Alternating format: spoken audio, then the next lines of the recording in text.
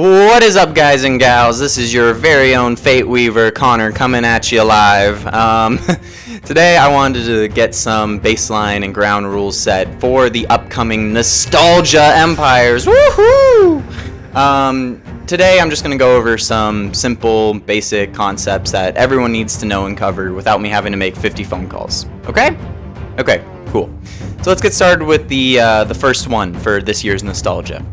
Spectators will have the option to be with the main competitors this year. If you so choose, a spectator may join a team and help them make their rules and actions. As there are multiple factions, about 25 of them in the upcoming game, we need to pay a lot of attention to what each faction is doing in their own individual story. And this might need more heads than one, if you know what I'm saying. As far as that goes, though, this is going to be a group organized game, which means actions will happen isolated instead of all at once in the front of the room. However, certain actions during the end of the season, known as seasonal events, will occur in which everyone's actions will be combined.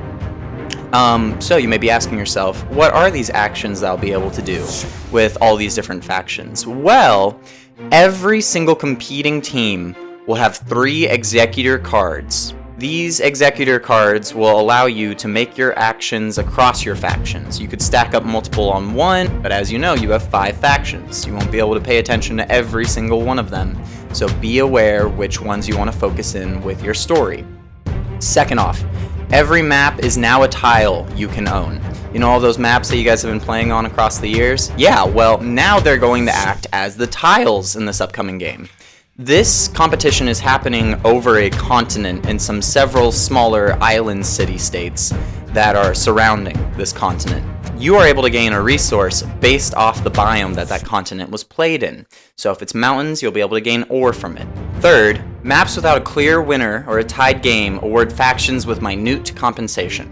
We have considered those maps where you guys have tied, or where certain factions it wasn't quite clear who the winner was. With those type of games, I made it so that there are certain compensations awarded to each team, whether it be extra grunt units, a unique resource, etc., etc. Water surplus no longer exists.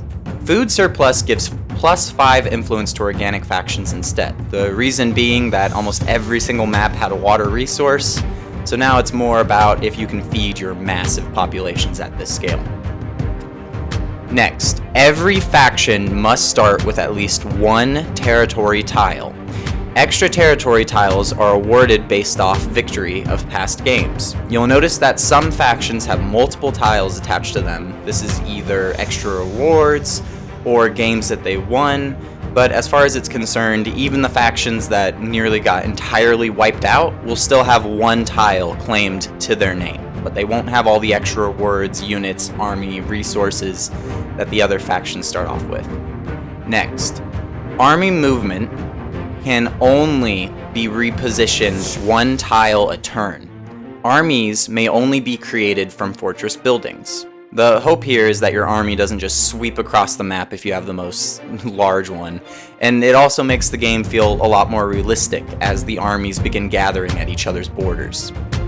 Along with that, there's this new rule in Nostalgia called border tensions.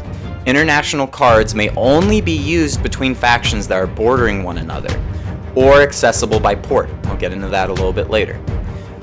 Along with that, army movement and placement can only share land that is connected. This includes trading or army movements between the capitals. When it comes to trading, you have to be bordering your neighbor to trade. You can't trade with someone that's halfway across the world unless you have a trade ship, which we'll get into right here.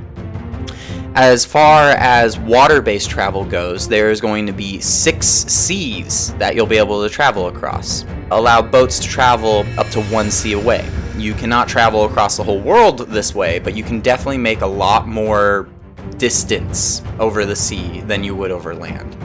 Along with this, though, be aware that the world does not wrap. This is more like a single continent with multiple ocean space between any other continents, so you'll only be able to interact within these 6 squares.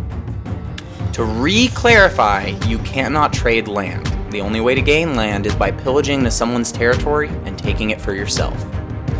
Nostalgia will have 4 seasons, 3 cycles per season, 12 cycles total, taking place over 2 in real life whole days at the designated venue that we have decided. The Pantheon is also a very interesting rule that I want to get into. Winners of Nostalgia create 1 new deity of the official Nostalgia Pantheon.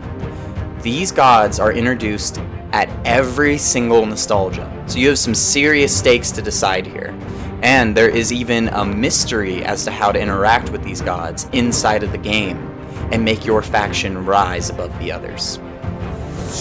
All attendees of Nostalgia are going to be granted 1 3D printed miniature. If you haven't yet told me what that miniature is, I need you to send me a text or a call. It will help me a lot. Appreciate it, honestly. Factions that reach 0 land tiles are removed as competitors, but their heroes may live on in the story. If you lose all your land, that's it. And as far as the winning condition goes, this is very important.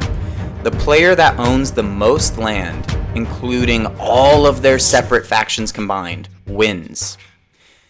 As far as the winning condition goes, this is going to be a very competitive game, and I fully expect the lethality to be turned up to 11.